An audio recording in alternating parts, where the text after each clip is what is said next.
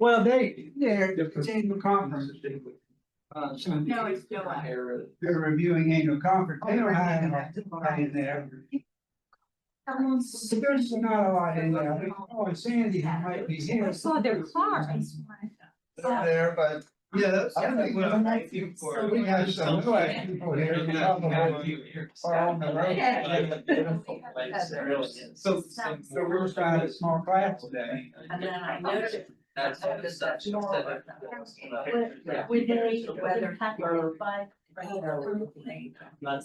didn't hear right. If they're higher around, yeah. Probably all around. So I'm sure she's. Where's my phone? That's my phone.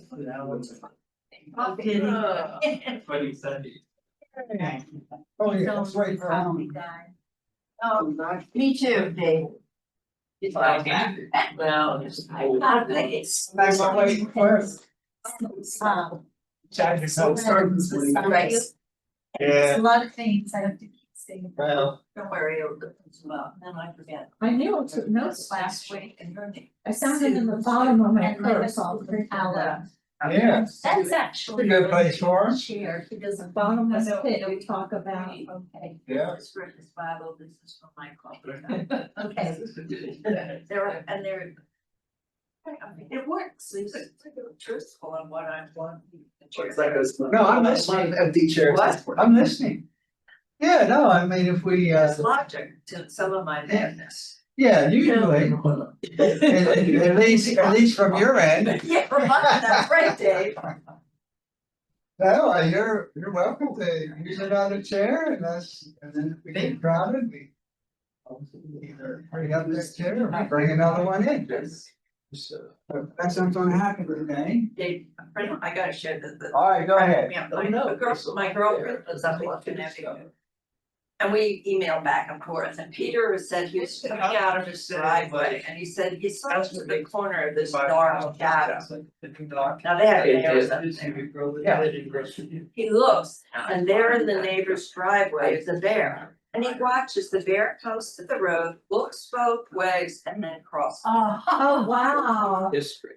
Earlier this year, the bear came on their back deck, and I'm like, oh, I would be pulling somebody for, metal entrapment. Sure.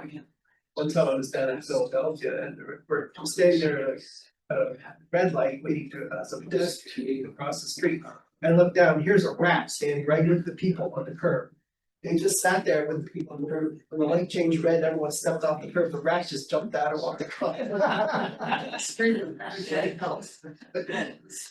that. Yeah, that's.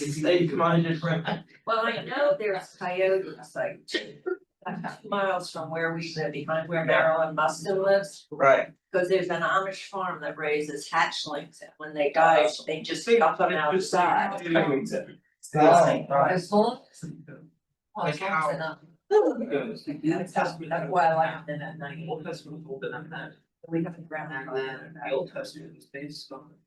Thought it was my call. My goodness. Well, So that is something you gotta deal with. Well,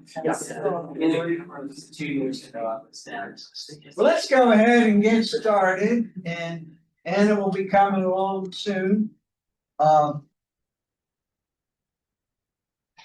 Let me see, how do I want to start? Yeah, well, we're going to have a small class today. Some of that might be due to the Labor Day weekend. I know some of it has to do with the Church of the Brethren has a older adult conference that's starting tomorrow in Lake Junaluska in North Carolina. So. That's redundant. Yeah, some people are on the road, we know that, would be in this class otherwise. Pat and I are going to get up early and drive down tomorrow. We'll be attending that conference.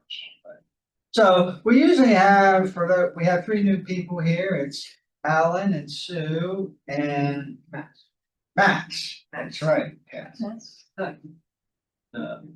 So welcome to the newcomers and we'll get started. Hopefully everyone has a copy of the handout. What we've been doing it's, we've been talking for about, talking about topics for 2 years. And one thing I've done, and I don't think I need to keep doing it, is I've tried to leave some of the academic terminology of biblical studies off to the side a little bit and talk about issues that are related to the terminology, but just not call it that so much. So, but back in May, the term exegesis came up, and we decided to talk about that a little bit. And then I stopped and said, you know, we've been doing exegesis for the last 2 years. We just haven't been calling it that. So now we're calling it that. We have a handout, the elements and aspects of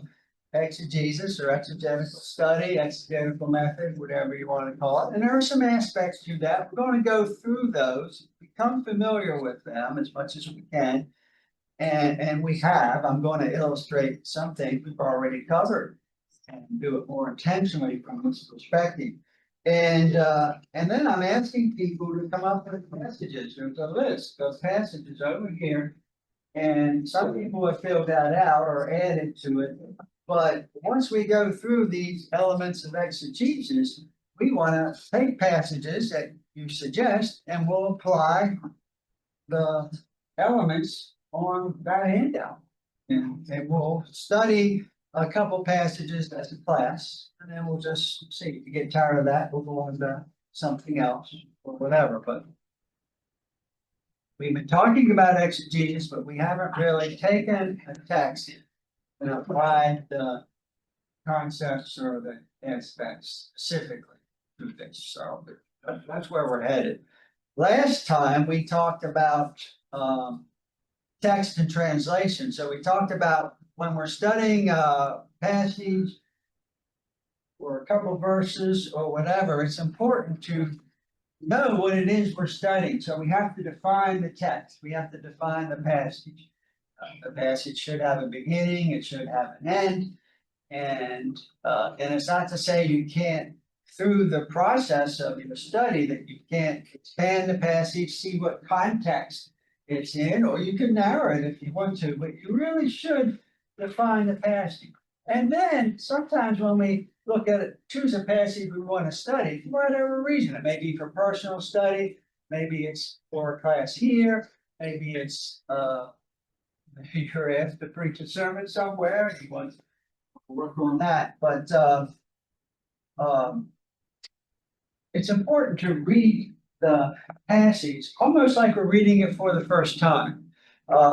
Sometimes if it's a familiar passage, we might think we know what it says. Well, don't assume that, because it might have been a while, and so go back and read it. And one thing, and read it carefully, read it a couple of times, and I also suggest, and it's on a handout, 2 to 4 translations, but at least read it in your translation that you like, and then read it in at least one more or 2 more other translations, so you can compare and see what some of the other translations are saying. So read the text. And then the next thing, and we talked about that in this class, and we didn't talk about this last time, is to read the footnotes. And I'm not talking about the annotated notes that you'll find in your study Bible, whether it's an academic study Bible or a devotional Bible or whatever. Most Bibles, some Bibles just have the translation and that's it.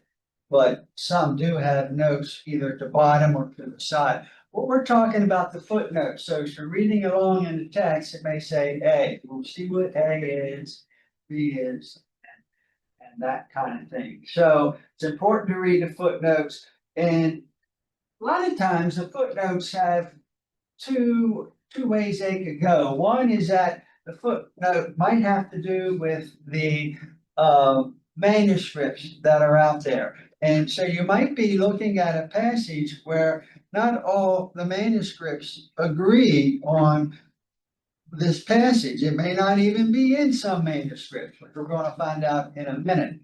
So that would be one thing. So let's take a look at that.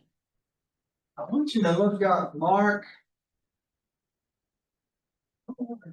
16. 1 to 8. Anybody need a boring here? Let's see. I'm going good. Good. You're good? All right. And what I want you to do, this passage, and there's a beginning and an end to this passage, but this passage is really Mark's version of the empty tomb. Mark's version of the empty tomb. Now, verse 8. Do you have a footnote? Some of your translations may say we have NIV, what? Do we have? No, this is not. That's not about. NLT. NLT.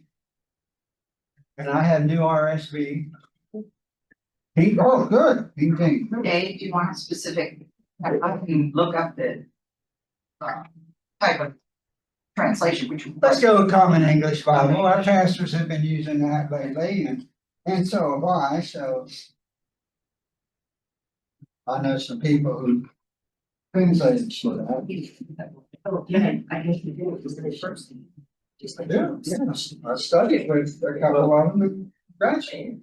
The note under eight, this part was the most reliable early manuscripts and other ancient witnesses do not have Mark 16:9-20. Yeah, so read that again. Read the first part of the sentence and I'll stop you where I want. Most reliable early manuscripts and other ancient witnesses do not have Mark 16. Okay, most, in some of your, if you have a footnote, it may say most, mine says most ancient authorities. When it says that, they're talking about the ancient manuscripts, some of the oldest manuscripts we have, and we have a lot of manuscripts out there, and so when people are coming up with a new translation or when they're translating, they have to make decisions. What manuscripts are they going to work from? So in the New Testament, what Greek manuscripts are going to work from, and when they're translating the Old Testament, what Hebrew manuscripts are going to work from. These translations don't just appear out of thin air. I mean, there's a lot of work that's done, and so the footnotes, they're not going to explain everything. You can't do that in a footnote, but they're going to get you started. So, what does this mean that John just said? That here's a footnote that says some ancient manuscripts do not include Mark 9-20. So that means the earlier those manuscripts would end at what? 8. Verse 8. So, and that's interesting. Well, I'll read verse 8. So, because they came to the empty tomb, it was several women. So they went out and fled from the tomb, for terror and amazement had seized them, and they said nothing to anyone, for they were afraid. That's how Mark ends his gospel. And then, so my footnote says, some of the most ancient authorities bring the book to a close at the end of 16 verse 8. Okay, just talked about that. One authority includes the book with the intermediate ending. And I'll read that for you. I don't know if your Bibles have that. It may be in the footnote or it may be in the translation itself. And all that had been commanded. So this goes on from verse 8. But remember, some later manuscripts have added this, and all that had been commanded them, they told briefly to those around Peter. So verse 8 begins by saying they were afraid, they didn't tell anyone. And then this intermediate ending goes on to say, well, they told briefly to those around Peter, and afterward, Jesus himself sent out through them from east to west the sacred and imperishable proclamation of eternal salvation. So that's an intermediate ending that some of your translations may have or may not. And then a lot of your translations are going to have verses 9-20. So what we think is going on here is you have a number of different manuscripts out there. Some and I'll get to you in a minute, Pat. Some ended with verse 8, some of the earliest ones. Then some, I'm gonna say some later manuscripts, probably through that intermediate ending in, and then some other later manuscripts added 9 to 20, because if you start comparing the endings with other gospels, they have Matthew and John, they have some post-resurrection appearances of Jesus, Luke 2 on the road to Emmaus. So some people weren't happy with Mark ending as abruptly and as short as it did. Now, our pastor, one of our pastors, Pastor Naomi, she preached on this in Easter 2020. And she made a case for sticking with verse 8 and with the abruptness, the fear, and the astonishment and amazement, not in a excited way, but amazement in a stunned or very surprised way.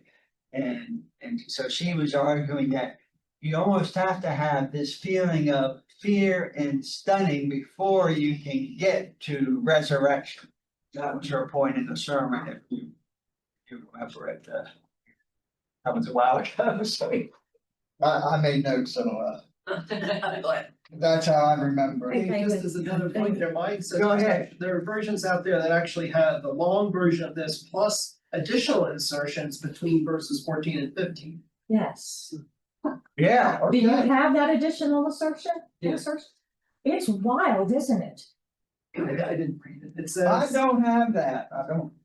between verses Yeah. 14 and 15, and they defended themselves Oh, yeah. thus. No, I do This have it. age of lawlessness and unbelief is under the sway of Satan, who does Yeah. not allow those under the yoke of unclean spirits to understand God's truth and power. Now therefore reveal your uprightness.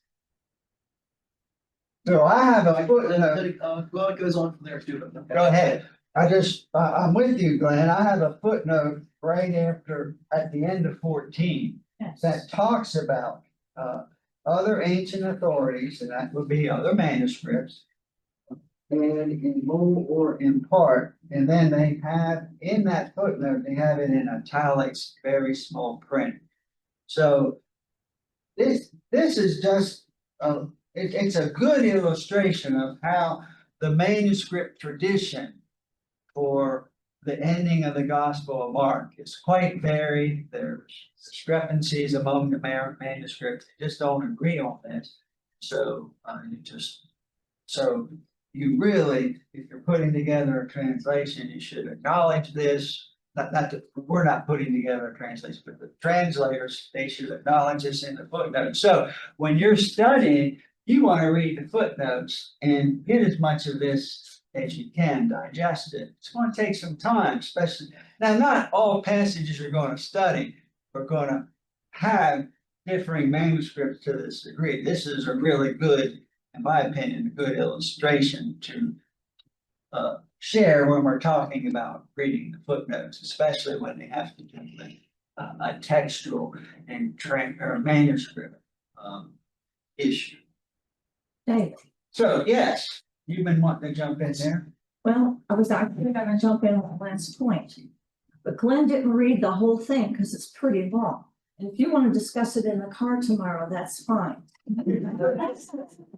That was a long ride. Talk But about you it. can stop at Bucky's on the way down. I don't think there is a Buc-ee's, Virginia. but is it on 81? Yeah. you just drove it. Yeah, it's a new one, yeah. Pastor Jason told me about that. Yes. Yeah, we'll be stopping at Buc-ee's. I know, because. Maybe on the way home. Back from And the Nashville. parking lot is always May, very. we were waiting, so, That's- yes. Okay, Yeah, Labor Day, we, on Monday, Oh, there'll be a line to get in there on Monday. Yes, it's one of the. oh, well, whatever, but listen, I want you to. Does everyone know about Buc-ee's? No. All right. well, No, it's a rest area. Some of them have 100 gas station or gas pumps. Oh. It's a convenience store and they have tons of T-shirts and and food and just. They have hunting, they have fishing, It- they have. it's they an have all- experience. It's It's an experience. And that is No place to number sit. one. Yeah, no place to sit to eat, you have to go out in your car. It originated in Texas. I know. They have Texas barbecue, Texas pralines. It's really a Texas thing, and then it's. Yeah, it started. It came north. Okay, let's get back, well, They have- we can talk about Buc-ee's after class, so. Okay. This insertion is wild. And you'll understand why I say that, because it's doctrinal. I read some of it. But listen, Could you say what version are you looking at? okay, I am looking at the NIV, Oh, Okay. That's No. what I but it's have. not in there. It's No, in you're the looking at footnote. the NLT, Oh, he's right. I'm looking at the the New NLT. Living Translation. Okay. NLT. New Living And- Translation. Oh, M. And this is, And And- new, N as in new, L as in living, and T as in translation. and this is, There it is. D, footnote D. And Mark read the first part of it, but I'm gonna read the second part. Go ahead. This is what they said to Christ, and Christ replied to them. I don't remember this passage. The period of years of Satan's power has been fulfilled, but other dreadful things will happen soon. And I was handed over to death for those who have sinned, so that they return to the truth and sin no more. And so they may inherit the spiritual, incorruptible, and righteous glory in heaven. I see dispensationalism in here, and I also see, what's it called? That we believe that Jesus went to the cross to die for our sins. I forget that. Evil substitute. The atonement theory. I see the atonement theory in here. Now, where on earth did that come from? And is it in any of our translations today? Well, I think it's in my translation, but in the footnote. It's not in the translation per se. Is it actually in any? Well, I don't know. Actually, to be honest, this is the first time I've come across this, and I've studied this for a while. She has one up on you. Well, I don't, No, she doesn't. I don't claim to know it all. That's why we have a discussion here. But that is wild, in Yeah, my opinion. and that would be worth, at least for me, that would be worth doing some studying on. I can answer your question to a point. I also see some dualism here and Yeah, dualism, yeah. some. Dualism in, What do you mean by dualism? Yeah, explain that language. Yes, well, Oh. once you start getting into the New Testament, you don't see it as much in the Old Testament, and you see it a lot in apocalyptic literature, like the book of Revelation. And so dualism is this whole notion of good and evil, heaven versus hell, God versus Satan. They're just, it's dual, and there's almost a DUEL, want to play on words, between the good and evil and that kind of thing. And so you will definitely see that in Revelation, and you'll see it in some other short apocalyptic passages that'll crop up. So I see that here. I'm not sure I see a lot of Gnosticism here, and that's something we have talked about. I'm not going to Yeah. get too much into that, but where that comes from, before the canon was closed by default, not so much by decision. There were some wild things out there that were being written, and this did sneak in. Now, all it says is other ancient authorities, so I'm not sure how widespread that insertion was. So it would have been a later insertion. It would have been in the passage, the insertion of 9 through 20. And then someone came along and put in another insertion within verses 9 and 20. So if we stick with verse 8, then all this is kind of moot. We just can discount it, but if we're going to work with the different manuscripts, then you might wanna, well, it's certainly interesting and worth further study, Kate, and then we'll go down the line here. Okay, I feel like this might be a little nitpicky, but what are I going? Okay, go ahead. So, I forget when and under what auspices, the canonical acceptance of the Bible occurred. But would this have been some of these footnotes and notes are outside the canonical version of the Bible, right? Well, not necessarily. I would like to know I would like to know the date of this manuscript, but because they're in the footnote, it was around 367 AD or CE, however you want to, the dating you want to use. AC/DC. Yeah. A bishop from Egypt, Athanasius, he wrote a pastoral letter to various churches saying that this is basically it. It's not like the Council of Nicaea met in 325 or another council decided that that they voted and this book was going to be added and this book's not. And we talked about this earlier in the class. It was these at 367, the books that were considered to be the New Testament, they withstood the test of time. And that is how the Bible was chosen over the years. It was through the test of time and lack of a better word or phrase, this was what was left standing. Other books were considered, they were left out or dropped. Others were controversial, like Revelation, and they were in.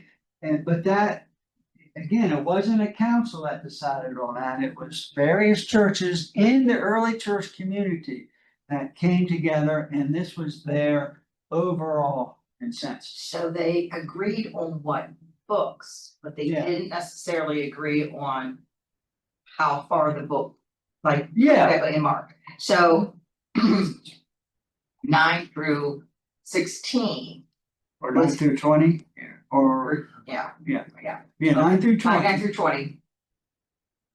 That wasn't debated as to whether or not it was in the canon, it's just the book of Mark, Yeah, so. Okay, But And then- it would have been added before the canon was finalized, isn't that well, accurate? in some manuscripts, see, I don't know what. It's very possible that, let's see, we would have had some different different Greek manuscripts, so what manuscript? And this gets really complicated to the point I'm not even sure I want to go there, but. What manuscripts was Athanasius using? Was he using the one or that where Mark ended with verse 8?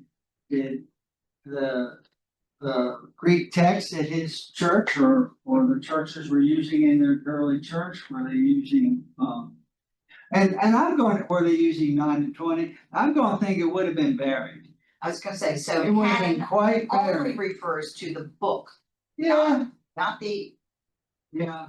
content of the book. And The see, contents of the book could vary. see, what we're doing now that all these manuscripts have been discovered, we're doing translations and Bible study in 2025 or even, let's say 1900, 1901, but now we're looking at those manuscripts and we're trying to put this puzzle together.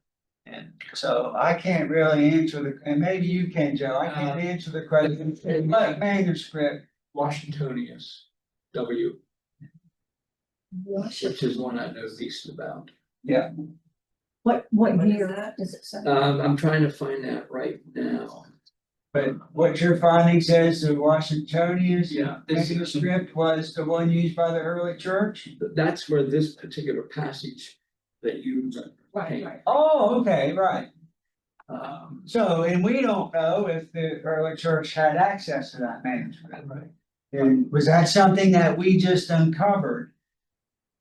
And we'd have to research that particular manuscript to see when it was found and would we be even able to tell how widely it was used by the early church? That's what our question is. Well, there are a number of factions even early on, right? And they probably even at that time had their preference for, Yeah, you know, Mark's gospel. yeah, so, yeah, and we don't, we're kind of looking at it here in 2025 and going back and trying to figure it out, but yeah, we count for, we knew there were, we know there were some different factions and different ways of putting Greek manuscripts or Greek Bibles together. It's from the Smithsonian. Some people in the early church, they wouldn't have had access to all these things.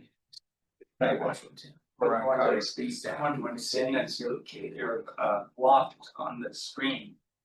So I'm not sure if people are able to see it. They got in. Well, they have their video. Their videos off. Somebody let them in. Ooh, I did that. Before class started, I did. Oh, thank you. Hi, Kim and SJ. They're muted. Hi, Mary Jane. They just don't have their screen on. Yeah. They do like I do. I have it bigger. There it is, Jane. Oh, There they are. they are. Hi. Yeah. But see, I don't think the white block. No, it's SJ, not Jane. What's the name? Yeah. What's the name of the canine? What's your dog's name? Mo. Mo. Mo. Okay. Yep, Momo. Hey, Mo. Is it? Mo. Mo. I thought she said- M.O. Okay. Yep. All right, MO. Well, we're kind of all over the place today, but we're getting there. So David, the point still is, why are you blocked out on the screen? What's with the white square there? Oh. Because you haven't reduced it yet. You can reduce that. Yeah, you can reduce it. I just have it there. But it doesn't block him out for somebody to Oh. see. Yeah, that's just for us. Okay, Some people don't like to sit over here and be displayed. That's why I bring it and focus on this whiteboard. Okay, enough of that. Okay, we can take this discussion further. I think I'm gonna bring it to a close. Just the point is, read the footnotes and it may confuse things for than others, but it may further or inspire further study. The Joe. manuscript scholar named Philip Comfort Yeah. has a nice note that we'll put in context. Mhm. This longer ending was made even longer in W. Codex W is located in the Smithsonian Institute in Washington, D.C. That's why it's called Washingtonius. Yeah. With an addition after 614, that's what we read. Prior to the discovery of W, we had a record of Jerome that there was another similar ending. So Jerome was what, 4th century? Yeah, So that gives you well, sort of a yeah, 4. Okay. Yeah. 300s. Yeah, okay, yeah, you're right, you're right. So that gives you a rough time. Yeah. Yeah, so that's a start, and then we have to investigate that further. The other kind of translation, the other kind of footnote would be what I call a translational.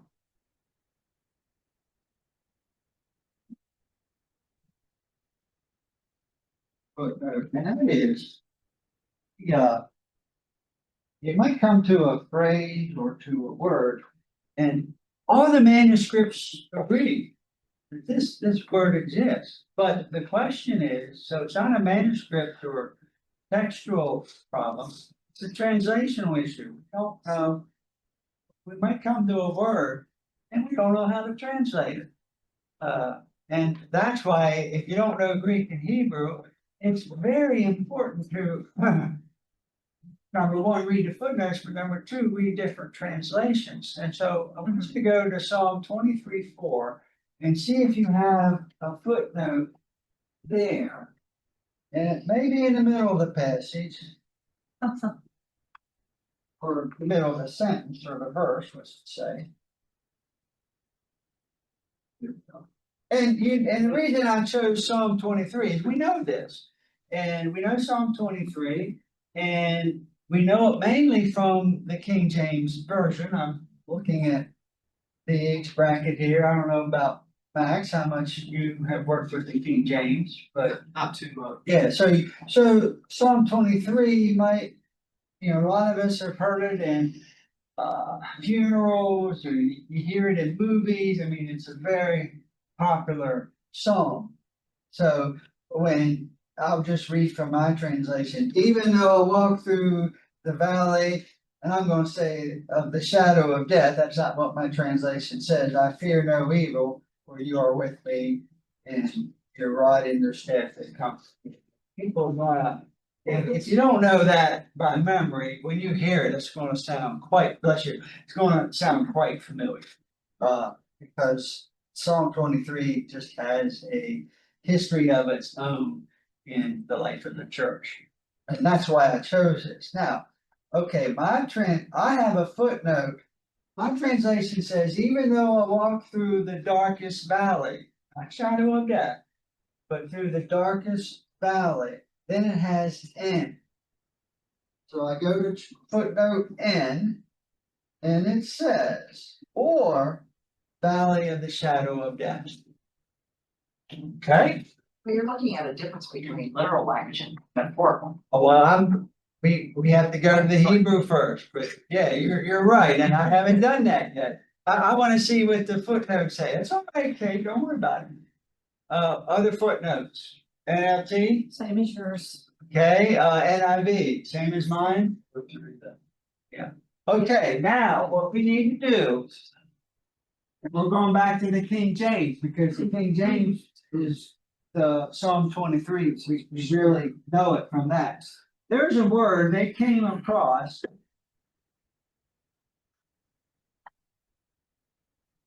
Get rid of some stuff.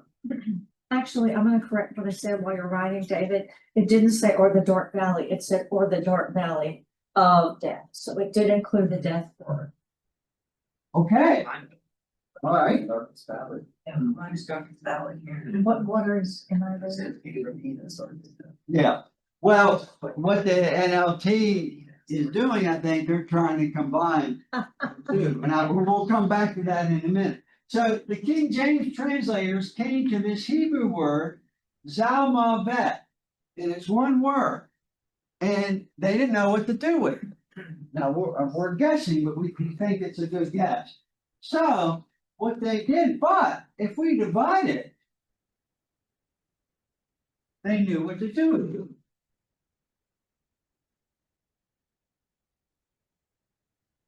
The first word, if you divide it there, Sal means shadow, and Mavet, the second word means death. So they put this in possessive, and so they didn't know what to do with this as one full word, but if you divide it, the shadow of death. Through archaeological studies in the 19th and the 20th century, we have done a lot of recovery of tablets and manuscripts from other Semitic languages. And by comparing Hebrew to these other Semitic languages, we now have a pretty good idea what this word means standing alone. It means darkest in the superlative. What did my translation say? Even though I walk through Valley of the shadow of death. the darkest, darkest valley. I thought there was another. Anyway, so it means, or deep darkness. Some translations will do that. Mine says a ravine as dark as death. There you go. And I think when they bring death in, I think they're kind of. I don't think death is really part of that word, it just means dark. But because the King James was so formative in how we understand Psalm 23, I think NLT and the New Jerusalem Bible brought in death. Because shadow of death is just so, it's just so poetic. Even though I walk through the valley of the shadow of death, I mean, you hear that, it means something to you. And the two, the meanings of these two words aren't, as Kate said at the beginning, before we start talking about the Hebrew, well, there's, you know, shadow of death could be pretty dark. Right? You could, and so there, it's not that these two words are that far off. Shadow of death, darkest or deep dark. So he's not, or the writer is not actually talking about dying, as maybe it's a deep depression. Could be, yeah. Even because he's still alive, but even though I walk through the valley, and if we stick with Zalmavet, one word of deep darkness, or if we divide it like the King James said, even though I walk through the valley of the shadow of death, I fear no evil, for thou art with me, for you are with me, your rod and your staff, they comfort me.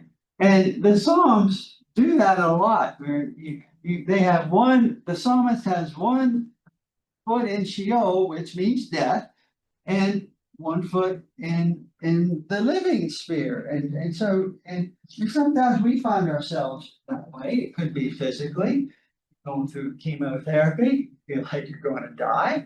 And so you got 1 foot in that's headed toward death, or maybe 1 foot in life, and maybe you'll beat this thing. Maybe you won't, but you're at a very crucial, difficult time, and I think all of us have probably been there at one time or another. I mean, as I say, none of us get through this life unscathed, some more than others, maybe. I have a new word for my suffering in Africa. Salmovet. Some of that, yeah. We went to a safari in Africa early January 24, and Pat was hospitalized with a serious bacteria, and she thought she was going to die.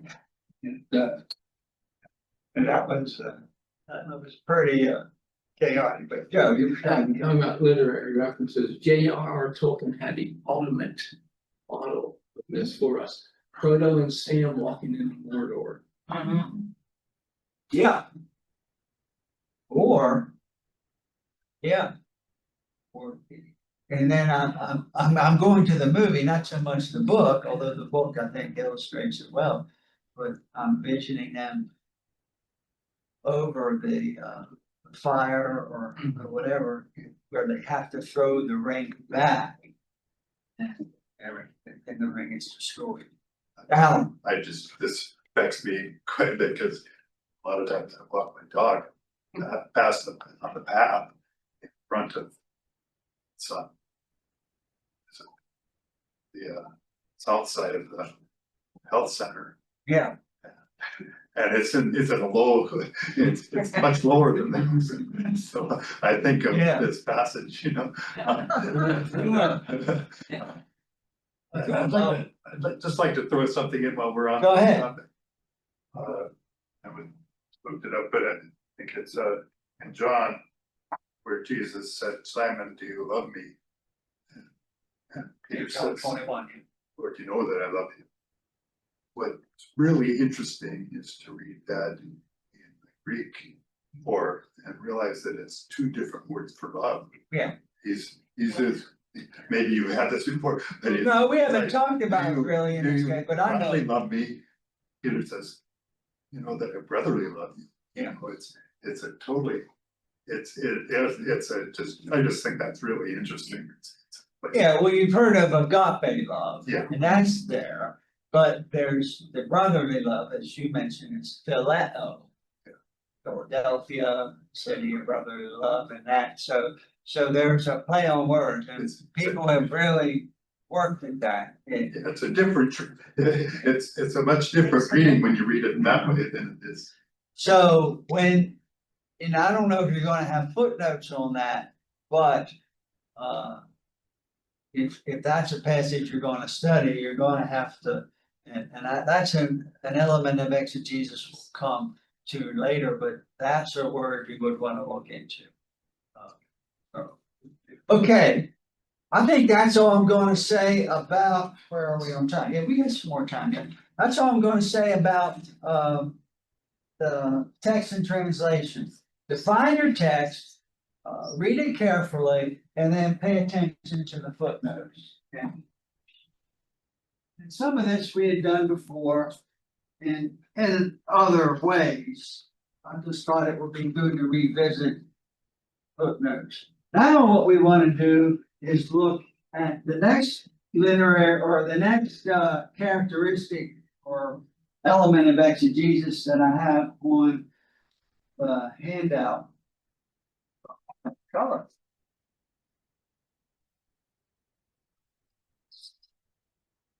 And that is, we want to look at the literary context of the passage. So we've chosen a passage that we're going to study. And now we want to look at it in its literary context. So I have chosen Luke, just to illustrate this, Luke 15, 8-10. So turn there, turn to that passage and just scan it. This is the parable of the lost coin. I can find it here. Mark it. Luke 15, 8-10. So there's a woman who loses a coin. She tears her house apart and does everything she can to find it. And then once she finds it, there's great rejoicing. Looks like she's has a party. Is that right? Rejoice with me. Yeah, she has found it. She calls together her friends and neighbors saying, rejoice with me, for I have found the coin that I had lost. And then, just as a previous parable, just so I tell you, there is joy in the presence of angels of God over one sinner who repents, who would have been lost, but now is found. So when you look at, if you're reading the parable of the lost coin, if that's your chosen passage, then you want to look at the literary context, and that is Luke 15, because there are Luke 15 contains 3 parables. And each of these parables deal with something that is lost and then is found. You have the parable of the lost sheep in verses 1-7, where the shepherd leaves the 99 to find the lost sheep. And then when he finds it, there's great rejoicing. And both of these passages, these parables, then lead up to the longer parable, which is 11-32, isn't it? And the parable of the lost son. 32, that's the parable of the lost son, or the parable of the prodigal son. Now, that has a lot more issues to it than just simply something being lost and found. That's probably the main issue, but there's a lot of underlying issue. So that's your literary context. So, yes. Okay, since we're in you mentioned the parable of lost son. I've always had issues with this when you get to verse 28, because it's like the dutiful son gets screwed. Not appreciated, and I just have problems processing. Well, a lot of people have, and there's been tons of sermons preached on that, and I know, I know people, I know families, my family not so much, there were 4 of us, and we, but it's just like, yeah, I know family members where one person is favored And the other person is expected to do all the work and and doesn't really seem to find much gratification from the parents on that, and then the other child can get away with anything. So we all know a situation, and maybe you grew up in a situation like that. And so when people work with this in a Bible study or even in a sermon, there's a lot of characters in this story. And who do we identify with? Do we identify with the father? Do we identify with the son who left and then came back? Do we identify with the son who stayed? And maybe we identify with all three at one time or another in our lives, but that's a way where people have gone in trying to bring this passage to life application. Where do you fit? And then what do you have problems with? Pat? So by literary context, do you mean like it's songs, it's poetry, or Luke 2, it's a story? No, Identifying we'll get what- to that, where that would be what I would call the literary genre. Oh, the genre.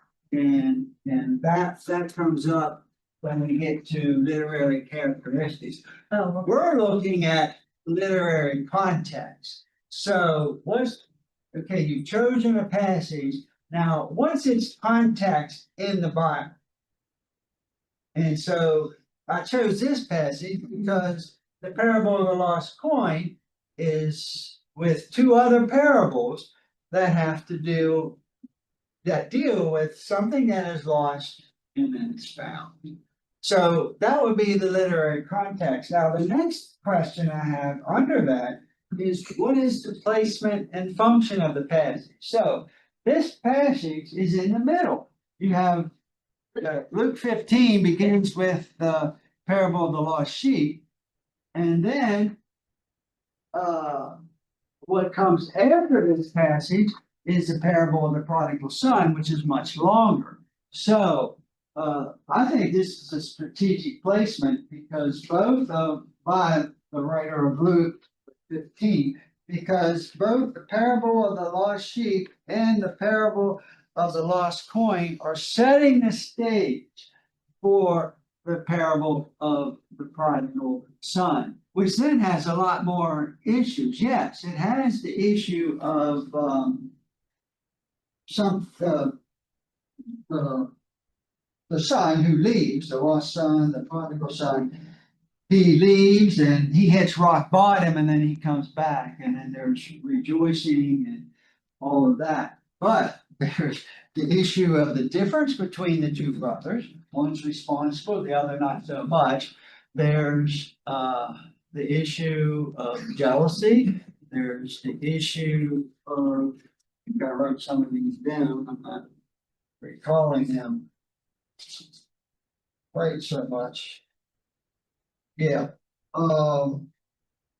there's the issue of inheritance. There's the issue of irresponsibility. There's the issue of squandering resources. Homecoming, returning home, that's an issue. Forgiveness. The father is very quick to forgive because his son was lost and it doesn't really say in the text, but I'm thinking in the way he responded, he may have had a lot of sleepless nights with the son being lost. It's not like he said, okay, I'll give you your inheritance and now I'm going to write you off. That's not necessarily what he did if you look at how he responds when he returns. And that's typical of these parables or biblical narrative in general. It leaves you with a lot of unanswered questions. What was going on in that household while that son was living? And maybe the older son was happy with that. Okay, I don't have to compete with my brother. The old sibling rivalry. Dad likes you better than me. Sure. I see that in I think so many films. yeah, and maybe that was in our particular immediate family. So And what else? Forgiveness and then rejoicing. So there are so many more issues, and this is a longer parable, and I don't know that there are a lot of sermons that deal with the parable of the lost coin because it's so short. But, and then mainly we jump to the prodigal son. But if you're looking at Luke 15, either maybe all three of these parables or just one, you have to look at the biblical or literary context of this. And then if you want to go larger, you can in the book of Luke or in the New Testament as a whole. But I thought this was a good example to illustrate the literary context. Number one is what is its background and context, and then number two, what is the function of this text from a literary standpoint? How is it functioning? I think it's functioning to set the stage for the parable of the prodigal son. And you can come up with different answers on this. There might not always, one commentator might say this, another commentator might say that. So if we go through these elements of exegesis, there isn't always one answer. So hopefully you'll add to what I'm saying. Not so much disagreement, although it may come to that, but we've been in this class long enough that we can see things from different perspectives, and that isn't necessarily disagreement. Just, have you talked about eisegesis? Yeah, we have, yeah, we have, and anybody want to take that further? No. Yeah, we shy away from that. Which I think was your point there. So everyone knows what eisegesis is? Yeah. All right. The last one, we're out of time, so we'll pick up with historical context next time. But we got through two, but we finished one and then got through another one, so. But again, all right, do you feel you're becoming familiar with these elements and aspects of exegesis? Now that's the goal. And then we'll take it and apply it to a passage. So if you have a passage, a favorite passage or a problematic passage, well, look, please, or write it down up here. And we'll see you next week. We'll be back from no act time.